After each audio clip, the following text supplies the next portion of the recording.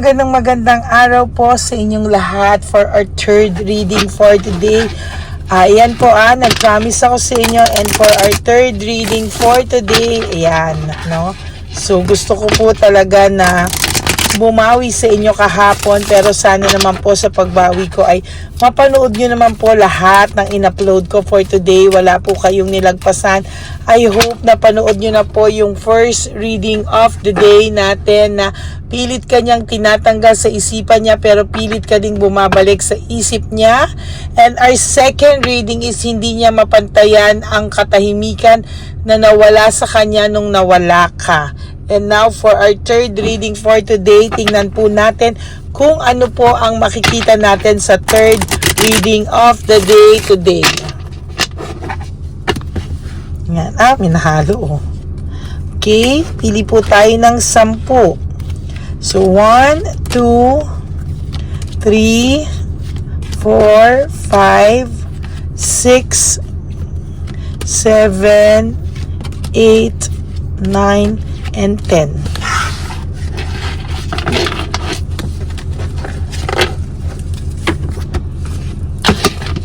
Dito din po.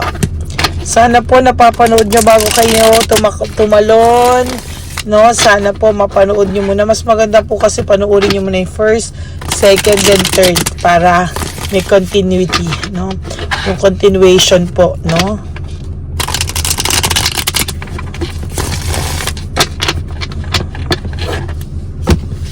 Okay. So, pili po tayo 10. 1, 2, 3, 4, 5, 6, 7, 8, 9, and 10.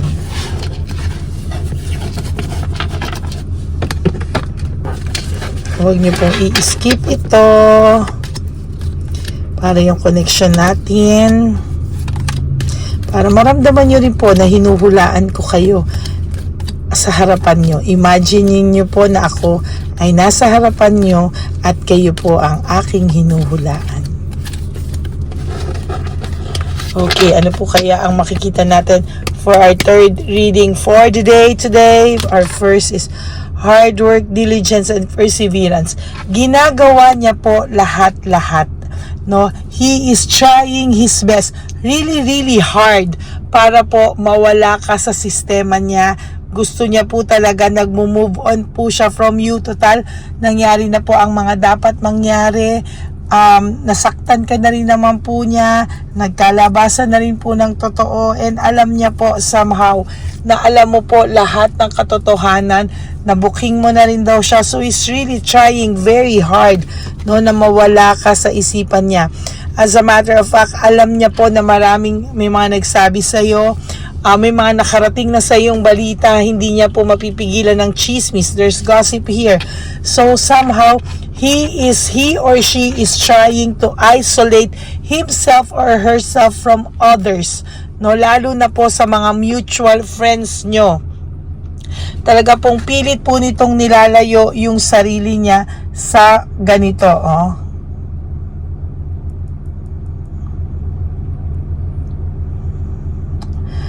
Pinifeel ko yung energy niya parang busy talaga siya, hindi niya talaga yan,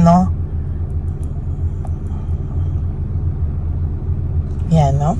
Talagang bisit na bisit siya, no? As a matter of fact, talagang gusto niya pong labanan talaga, no? Why? Ay, wait. Sayang to. Bubunot tayo ng isa dito.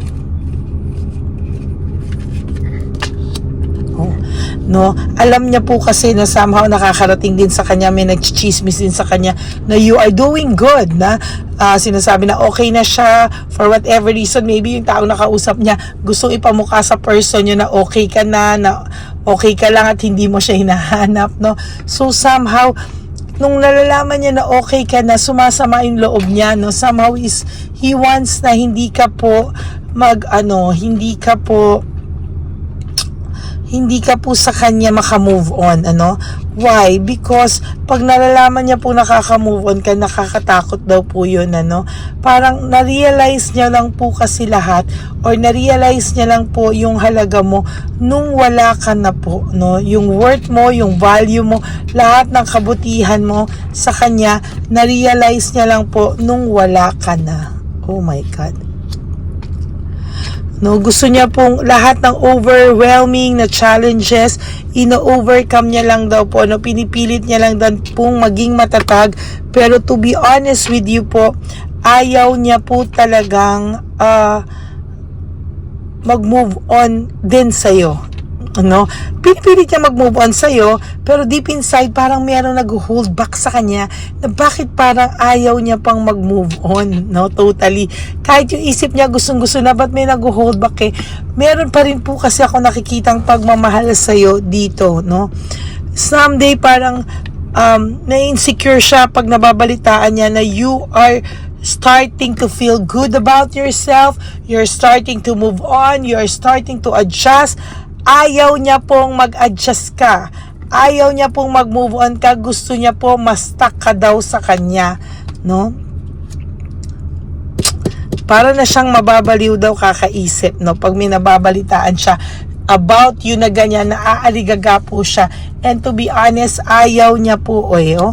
Parang yung responsibility niya, yung burden niya, parang hindi niya po magawa ng tama because somehow he is trying to protect himself from the pain na mabibigay sa kanya or nararamdaman niya kapag po nakakabalita po siya tungkol sa'yo na okay ka na. Ayaw niya po, no? That's a big no-no for him. Ayaw niya pong mabalitaan na nagkakaroon ka na ng fresh start, na naging optimistic ka sa buhay, na nag-enjoy ka na, may fulfillment ka na masaya ka, na wala siya. No, that's the biggest heartache po na nung maramdaman niya, mabalitaan niyang masaya ka na without him. No, kasi ang feeling po nito, patay na patay ka sa kanya. Ang gwapong-gwapo po ito sa sarili niya. He's really a GGS, gwapong-gwapo sa sarili. And palagi po itong ang feeling po nito, confident po siya na hindi ka daw po makaka-move on from him.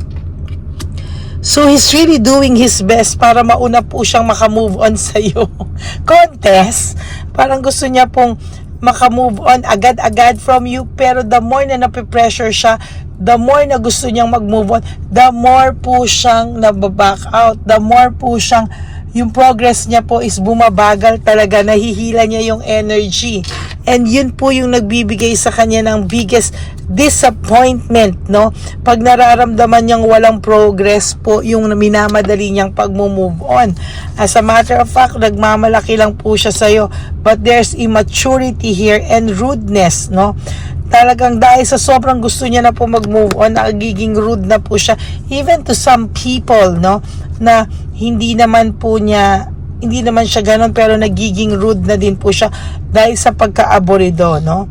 There's clarity and logical thinking pagdating sa kanya na nare-realize niya po how lucky na siya noon na nandyan ka, minahal mo siya, pero sinayang ka po niya ng bonggang-bongga.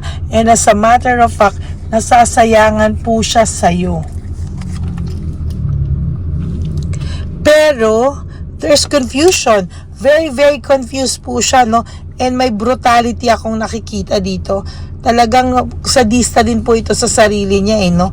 Talagang yung lahat ng confusion niya, lalo niya pa po ikaw naiisip. Talagang, well, di naman din niya sinasadya maging brutal sa sarili niya. Pero kasi, hindi ka po maalis-alis sa isipan niya. Loss of balance, there is this disorganized, overwhelmed po siya sa mga bagay-bagay sa kanya ngayon. Very disorganized ang buhay niya ngayon. In fact, ang layo po nito sa buhay niya na very organized nung kayo pa eh. There's joy, there's happiness, there's confidence, there's success nung kayo ay magkasama, nung siya ay nasa iyo pa. But sad to say, because sa lahat ng to, nawala po ng parang bula. Why? Because sinayang niya po, no? Sinayang niya po lahat no? Sinayang niya po yung times na nandiyan ka para sa kanya. And now, he is parang feeling alone kahit may karelasyon to. Parang sometimes or most of the time, I think, na ina-isolate niya po yung sarili niya sa lahat ng tao because of may kahihiyan din naman to, hindi lang po obvious. Akala mo lang po matigas talaga ang mukha nito. Though matigas talaga ang mukha niya, pero most of that tigas ng mukha, the 80% of the tigas mukha is all about pretension. Nagpre-pretend lang po siya. Naging greedy siya naging possessive siya, lahat, naging selfish siya, self-centered. Now, nagba-bounce back sa kanya lahat.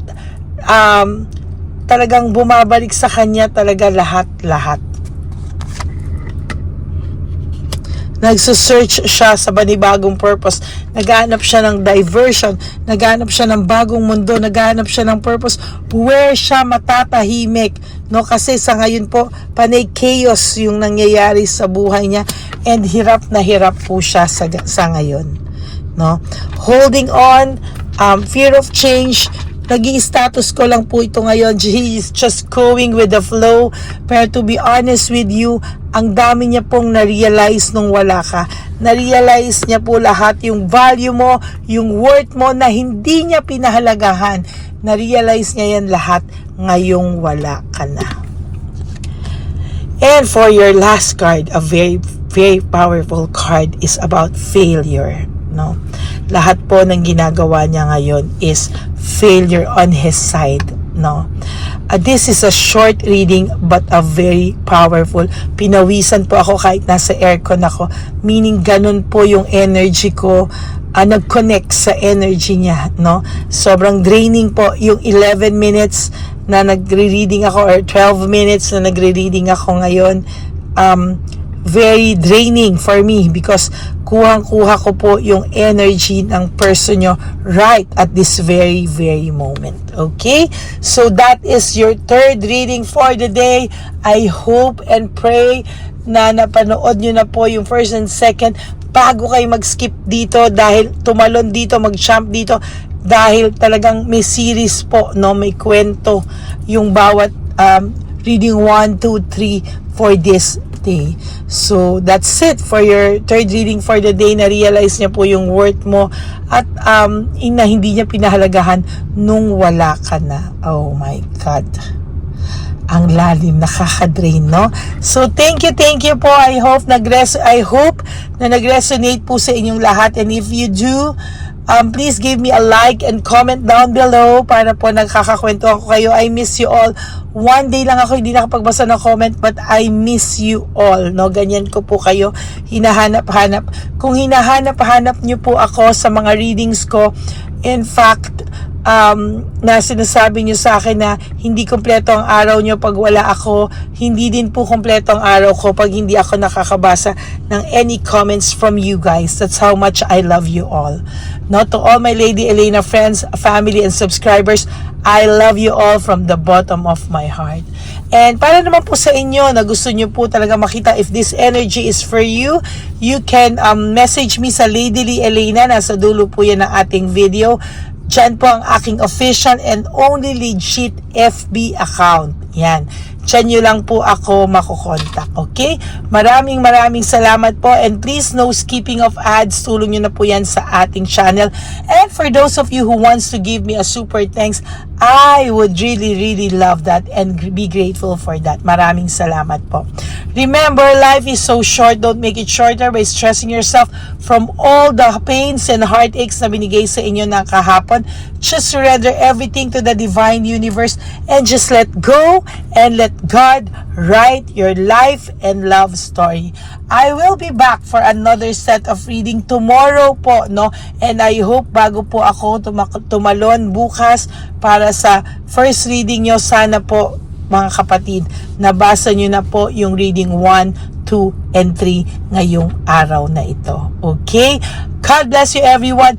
Have a happy heart, no? And Aliwin niyo po yung sarili niyo, umalis po kayo sa stress na to at pilitin niyo po na kapag naiisip niyo po siya, divert your attention, maghugas ka ng pinggan, magkiskis ka ng sahig, lahat po gawin mo para po hindi mo makuha yung energy niya. Okay, God bless you all. Wag po kayong malulungkot. Have a happy heart, no? Enjoy the rest of your Monday and may God bless you all. I love you all. God bless you and I will all see you again tomorrow. Bye!